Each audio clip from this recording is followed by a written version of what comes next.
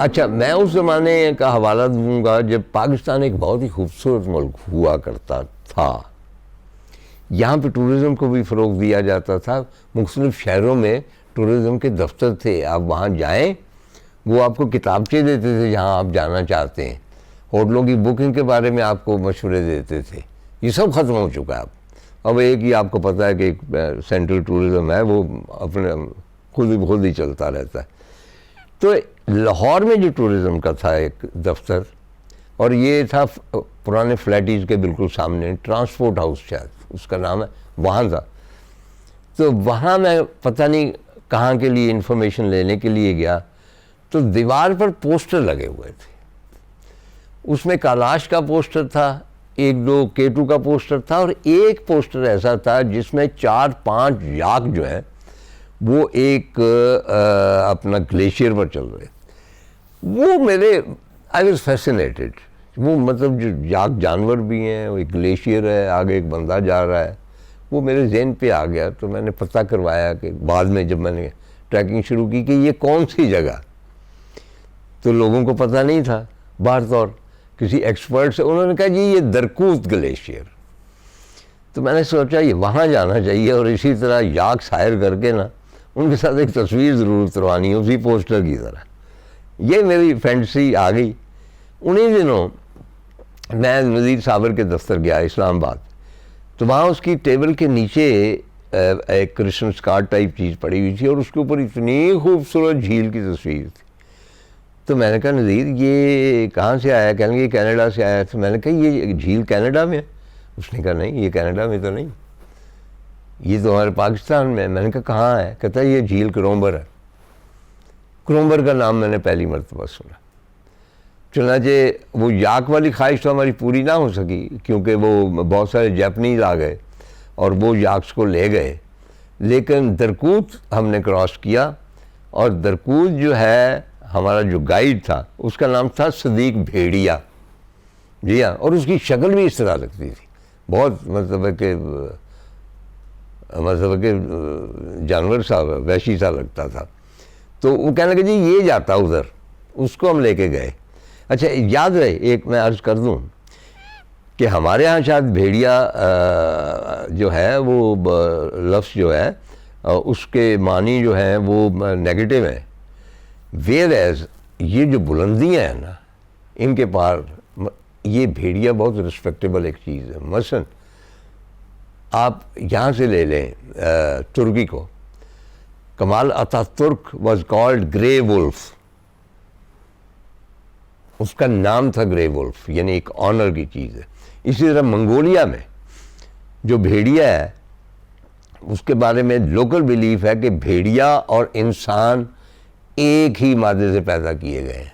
ये बिछड़े हुए हैं दो, वो ज़रा सिविलाइज्ड हो गया है, ये ज़रा जंगल में चला गया है। चुनांचे ये वही ट्रेडिशन थी जिसकी वजह से वो सदीक जो था उसको भेड़िया कहा जाता था। चुनांचे वो ख्वाहिश तो ना पूरी हुई, वो याक के साथ एक खारिश ज़्यादा याक मिल गया, उसके ऊपर तार साहब सवार होके हमने कहा कौन सा तस्वीर में पता चलना कि इसको खारिज है। वो फ़ोटो उतरवाई और शांत हो गया आ गए। एक एक्सपीडिशन में ले गए गंदोगोरो। एक्चुअली तो उसको क्रॉस करना था, हम क्रॉस कर नहीं सके, लेकिन बाहर तौर गंदोगोरो के दामन तक अब पहुँच गए। गंदोगोरो जो है एक ऐसा पास है जो कनेक्ट करता है केटू को, कंकोडिया को, इधर होशे की तरफ। और ये पहले पास नहीं था, फिर एक शख्स अली ने रास्ता निकाला। चुनांचे अब लोग जाते थे पाइयों की तरफ से केटू, लेकिन वापस वो इस अली पास के थ्रू होशे में उतरते। तो ये नया उन्होंने डिस्कवर किया। इसमें जो काबिल ज़िक्र बात है वो ये है कि तब नहीं, लेकिन जब मैं पहली मरतबा होशे में गया हूँ तो वो भी इसी तरह ही था जैसे 2000 साल पहले बात। वहाँ पे कोई मॉडर्न स्ट्रक्चर नहीं था, पत्थरों के घर थे और लोगों के कपड़े लिबादे थे ऊन के, हाथ से बने हुए। वो टोपियाँ थी औरतों ने पहनी हुई, और वो लगता था कि गारों के रहने वाले हैं। और हमें वो बड़ी दिलचस्पी से देख रहे थे। मैं अपनी फैमिली के साथ गया और मुझे याद है कि वो ख़वातीन ने एक खातून मेरी बीवी से बातें कर रही, तो उसको कहती है कि तुम बहुत गोरी हो। अच्छा, मेरी बीवी सांवले रंग की है। उसने कहा नहीं, मैं गोरी तो नहीं हूँ। कहने की नहीं, तुम्हें पता है कि मैं तुमसे ज़्यादा गोरी हूँ। तो उसने कहा हाँ होगी, क्योंकि वो रहते हैं सर्दियों में बिल्कुल धुएं के ऊपर बैठे रहते हैं, इतनी सर्दी होती है तो वो धुंधला जाते हैं उनके बदन। कहती है लेकिन मेरे पास साबुन नहीं है ना, आपके पास साबुन होता आप गोरे हो जाते। तो मूना ने जो उसके पास जो साबुन था उसको दिया। और एक और बात जो मुझे याद है कि वहाँ मेंढियाँ रखी हुई थी औरतों ने, और बच्चों के सरों के दरमियान टिंडे थी। इधर उधर सारे उनके भी बाल लंबे लंबे थे, लेकिन दरमियान में वो शेर उस तरह शुदा थे। तो मैंने एक बाबा जी से पूछा कि ये बच्चों के दरमियान में टिंडे क्यों हैं? तो कहने लगे सर वो बात यह है कि यहाँ जुएँ पड़ जाती हैं, और ये पुरानी रवायत है कि जून जो है वो अब टेंट के ऊपर सफ़र नहीं कर सकती। आप टेंट करवा के कभी देखिए, जूं जो है उसके ऊपर सफ़र नहीं कर सकती, वो गिर जाती है। चुनांचे जुओं की आमदोरफ्त कम हो जाती है, इसलिए टेंट करवा देते हैं। ये होशे की एक याददाश्त है। एक और ज़हन में है कि वहाँ पे हमारे एक साथी थे बरमानी साहब, वो कहीं गुम हो गए और वापस आए हैं।